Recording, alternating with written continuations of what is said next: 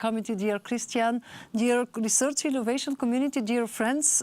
First of all, I think that this moment is particularly important because that's this moment that will mark the start of the process to define our strategic research innovation priorities for the period 2025-2027. And yes, I think that first in the troubled and fast-changing scenarios around us, it may sound premature to talk about priorities that are still 3 years ahead. But there are good reasons for it, and I take this opportunity to highlight the importance of what we call the strategic plan in the context of the Horizon Europe program. You know, yes, we have the world's largest research and innovation program, both in volume, 95 billion euros, and duration, 7 years, giving Europe an important financial stability to all stakeholders. Stability does not mean standing still, and on the contrary, we need to keep high flexibility to adapt to new circumstances.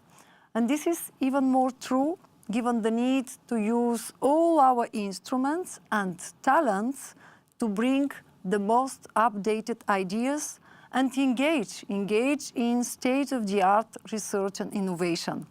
And that is the main essence of the Horizon Europe strategic planning exercise. It is to allow us to question if we are still doing the right things and if our priorities are still the relevant ones.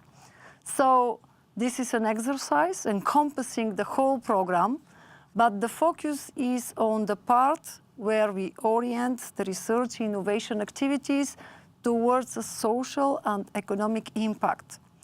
Of course, the parts dedicated to fundamental research and bottom-up entrepreneurship are part of the reflection and have a lot to gain with this exercise. The other important part of the strategic planning exercise is related with the methodology that promotes a cross-cutting dialogue with the research community, with stakeholders, and with citizens.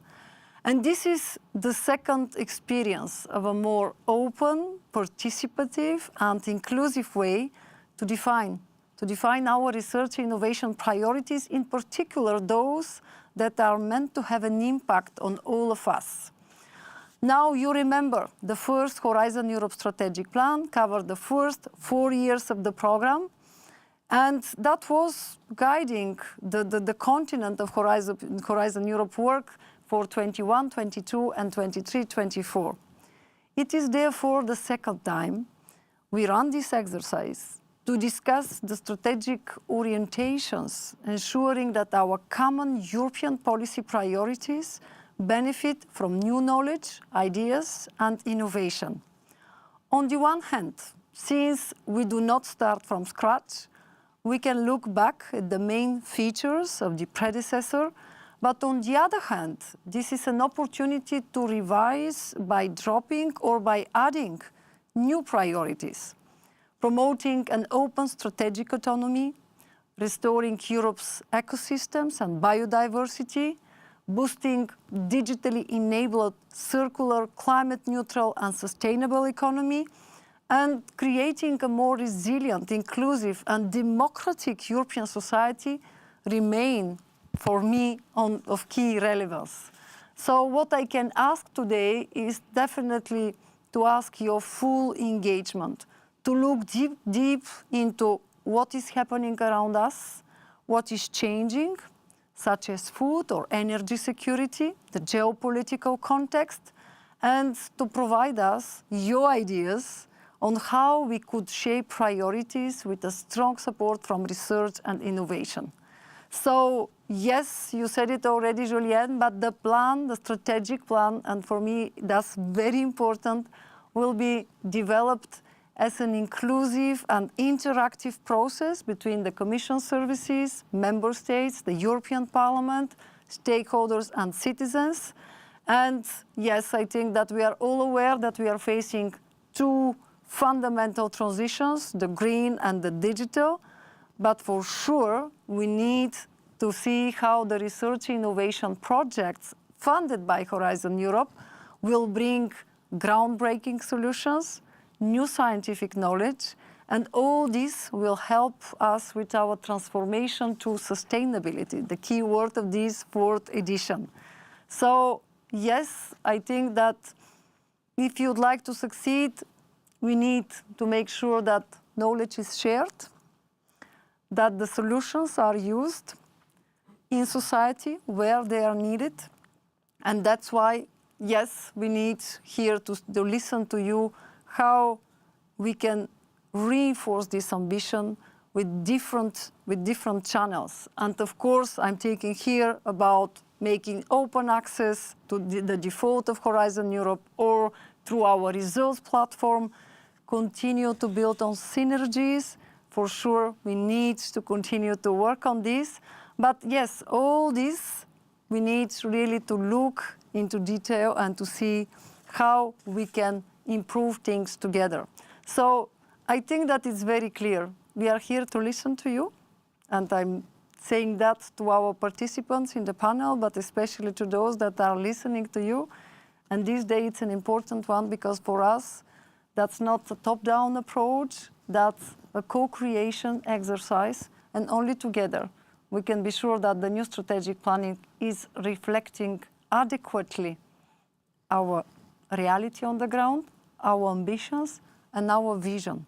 Thank you.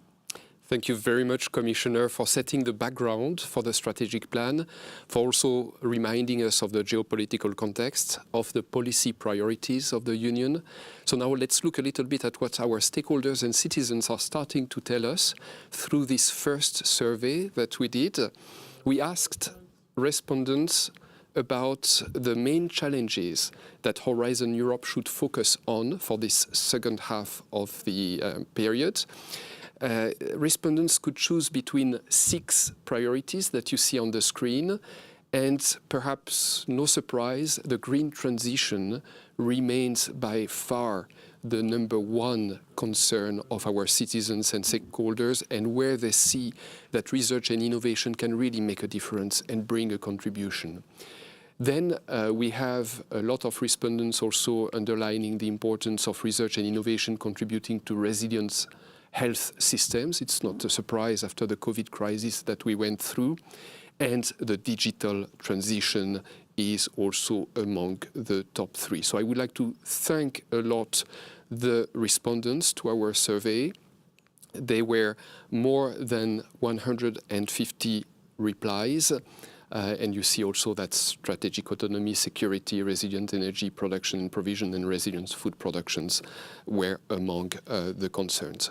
We also asked respondents whether there were other priorities that they saw as important for guiding our work in the strategic plan.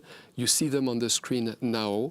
Education, Mrs. Commissioner, also in your portfolio, animal health, rural development, democratic change, and a few other priorities were highlighted by the respondents. So now that we see a bit this background, I would like to give the floor to Mr. Bușoi, member of the European Parliament and chair of the ITRE committee. Mr. Bușoi, what do you see as the main challenges that Horizon Europe should address through its strategic planning over the next 3 years, from your point of view, from the point of view of the Parliament? Good evening. Thank you so much, honored panelists and guests.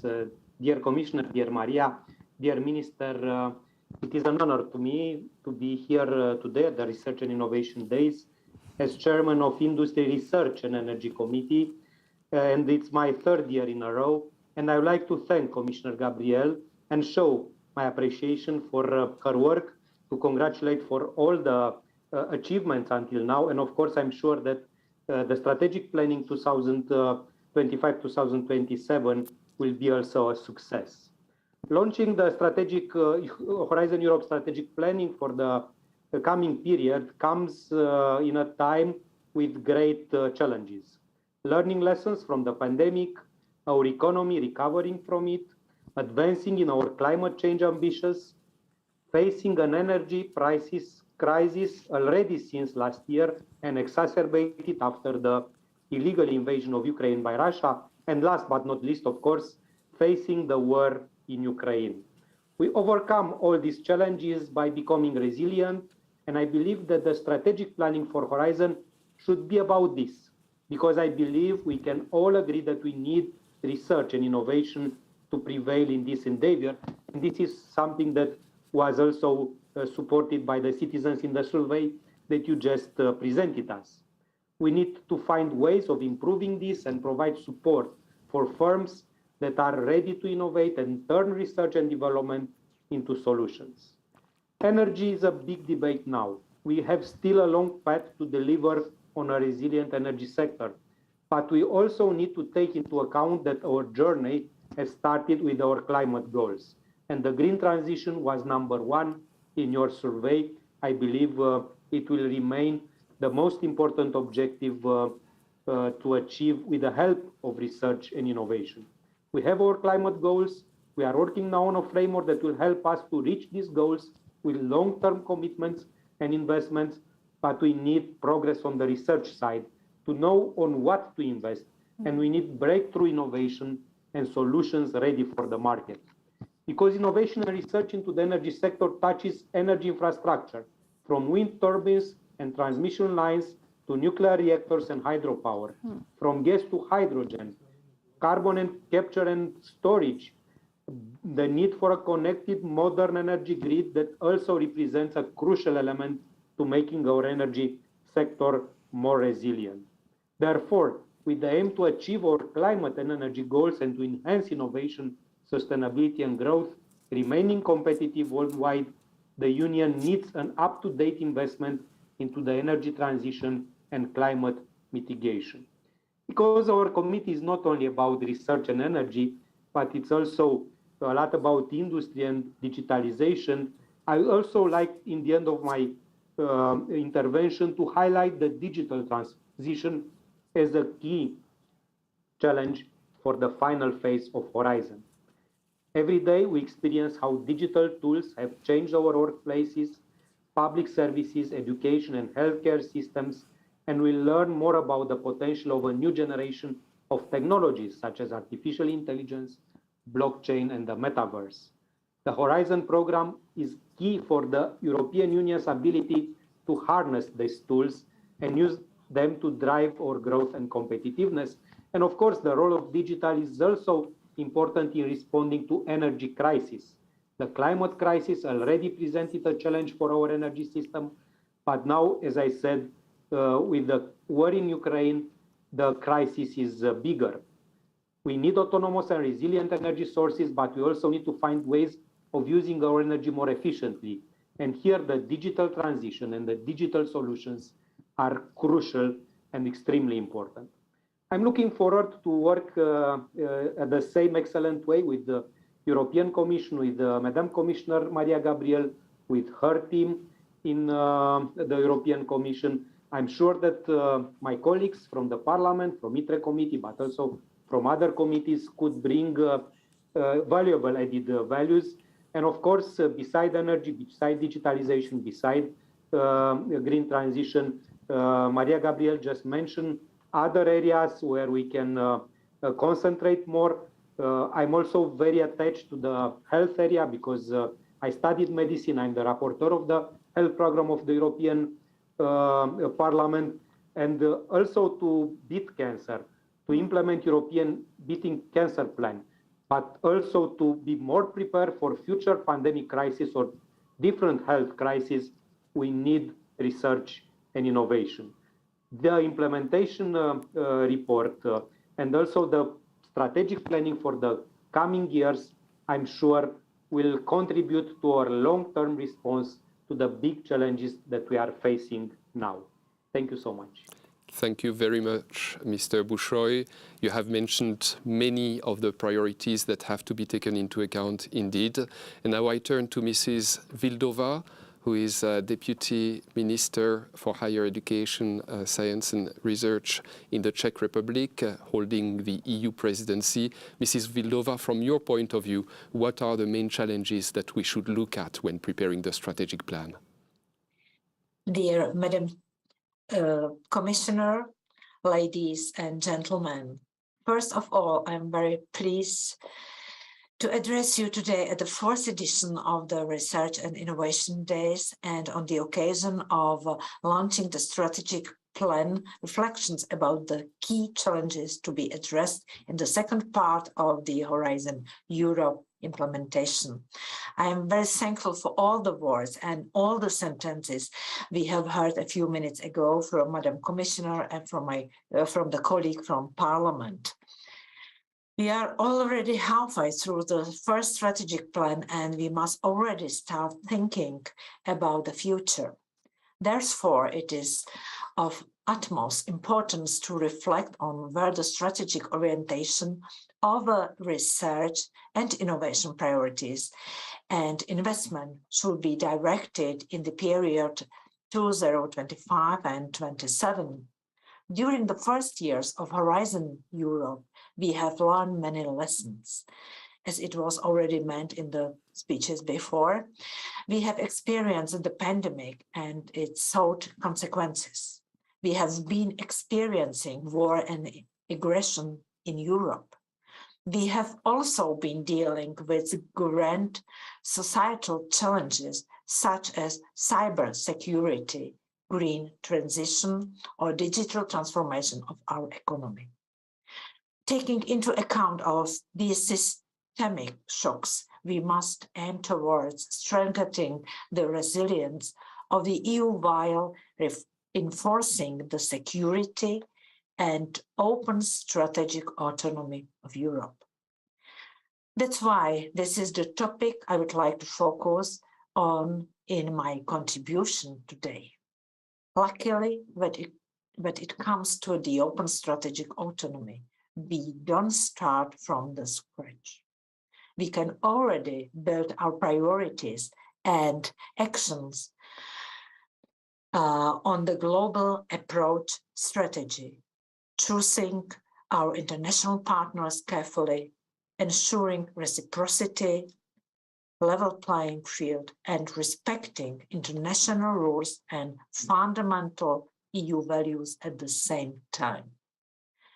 However, the complex geographical situation has made these pressing issues even more relevant.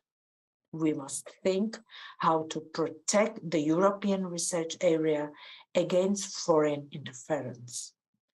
We have already recognized how important it is to watch very carefully whether our common values and principles are shared by non-EU partners in international cooperation. Having said that, I would like to stress that we have to go even further. We should take the current situation as an impulse to be more determined in protecting European research and innovation in strategic areas, such as cybersecurity, climate change, space or energy, just to name a few. We feel more than ever before the need for a faster green energy transition and the diversification of our key supply chains in digital technologies while supporting our technological sovereignty. To conclude, Europe will become more resilient and secure if we support the investments in new technologies and the twin transition in particular. And if we harmonize this approach with other policy-making areas, such as the EU common foreign and the EU security policies. Through the right targeting of investment into research and innovation, we can contribute to the mitigation of our damaging dependencies on foreign supply chains and strengthen the resilience of the EU as a whole. I stop here and thank you very much for your attention. Thank you very much, Mrs. Vildova. Thanks to both of you. Now, Mrs. Commissioner, I'm turning back to you. We've heard about digital transition with Mr. Bushoi, about security and open strategic autonomy with Mrs. Vildova. What would be the main challenges that you would see for the next 3 years for the strategic plan? Well, I think that since the beginning we said that we are here to listen, and I would like to say thank you very much for your suggestions, for your idea, for your support. Dear Christian, dear Radka, I think that that's really important for all our participants to assure them that we'll continue to listen to you. On the other side, when I see just the first reactions, I must say that, dear Julian, we were so motivated to have a good first strategic plan that now actually we can see already with the first suggestions that we have a very solid base. So we can see that again, green transition, digital transition, health will be there. But of course now we need to think more often on innovation, on energy, the geopolitical context, and that was said today. So I think that yes, our exchanges today are the first step. And that's what I would like to insist. That is the first step in the co-design process of the next strategic plan. What I would like to announce, and that will be the end of the panel, is that very soon we'll launch a public online consultation where every one of you will have an opportunity to share your views on the new strategic plan. And this public consultation will begin in November, and it will remain open for 3 months. So I think that will be this very crucial moment where you can share what are the challenges that you'd like to see as top priority in our agenda and how to tackle the solutions for those challenges. At the same time, to help us to identify cross-cluster complementarities and to see how together we can orient the new strategic plan. So I think that's my final message. Stay tuned for the launch of this public consultation, and at the same time, by November and before the month of November, don't hesitate to share the news across your networks because your opinion matters, and let's build together again the second strategic plan together, because for me that's the only one chance if you'd like to succeed. So thank you very much. Thank you very much, Mrs. Commissioner. Thank you, dear speakers. It is indeed the word of the session, I would say, co-creation, co-design, listening to you. So we are looking forward to hearing from the stakeholders and the citizens during the public consultation. We've seen that the green transition was the main concern, but there are many other ones that we discussed during the session. Now we will have a short video on sustainability, and stay tuned because our Acting Director General, Mrs. Razzo, will come for a concluding word right after the video.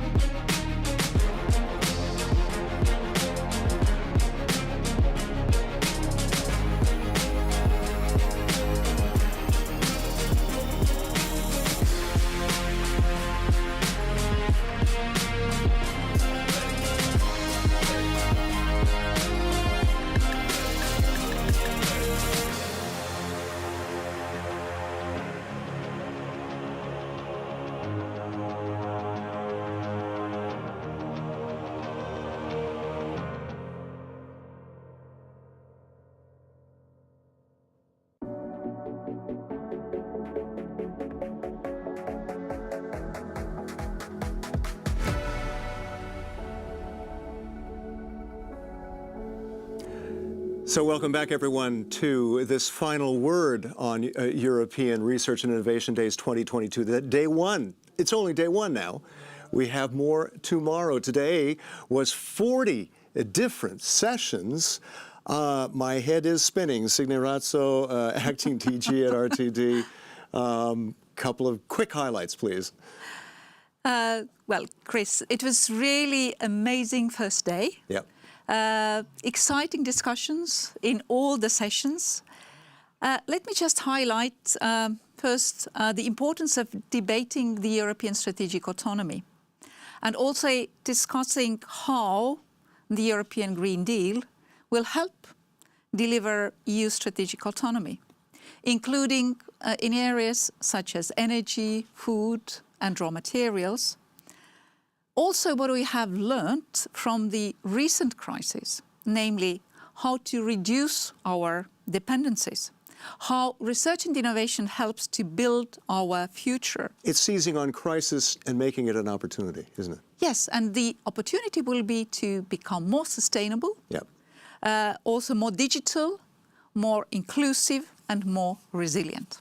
Absolutely. And yeah, the strategic plan was quite interesting. I mean, of hearing from MEP Christian Bouchoy about how it is a lot of different issues, but also in treating cancer, in beating cancer. And we need the know-how to do that. And that's what research and innovation is all about. Well, indeed. And that's why we need you all to participate also in the, also what, as Commissioner Gabriel concluded, highlighting that now very soon we will have the public consultation. That's right, in November. In November. Yep. So it will be the possibility for all, for the people, for the stakeholders, for the member states. And today already during these discussions, it was very, very good to see the commitment of all European institutions, the Commission, European Parliament and the Council supporting each other in this important endeavour. Well, that wraps up day one.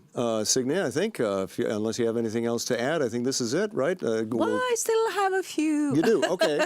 Okay. A couple of things. Quickly. I think it was great to discuss the European Innovation Agenda with all these sessions, but also to discover the winner of the first industry award. Yes. Working on recycling high-quality raw materials on silicon and silver. So let me congratulate again the winner, RAMP PV, and RAMP also PV. all the others, the finalists. Absolutely. Yep, absolutely. Yeah, and today comes to an end, but this is not over. There is a platform, as you can see right in front of you, on your screen as you're watching this, and there's plenty going on after that. There are all these village houses to visit. There are policy officers you would probably like to meet. You just have to book it for tomorrow, or perhaps even later today if that's possible, also with other participants and speakers. So there is a lot of interaction there, a lot of engagement that is important to do today and tomorrow during those 2 days. Networking is a very important part of this, connecting you all together as we put our heads together to deal with the challenges ahead. Hashtag RIDaysEU, RIDaysEU for anything that you saw or heard that was really great you'd like to cast wider. I'm seeing like lots of it online, and I'm retweeting some of that stuff myself. Tomorrow, 9 CET sharp, we start with a whole series of more sessions and platforms, sessions, power of culture, education, mayors with a mission, lots of things going on. Let's look forward to that. We'll be back together, Signe, to talk about that. See you all tomorrow. See And you have a tomorrow. nice evening. Thank you. Thank you all.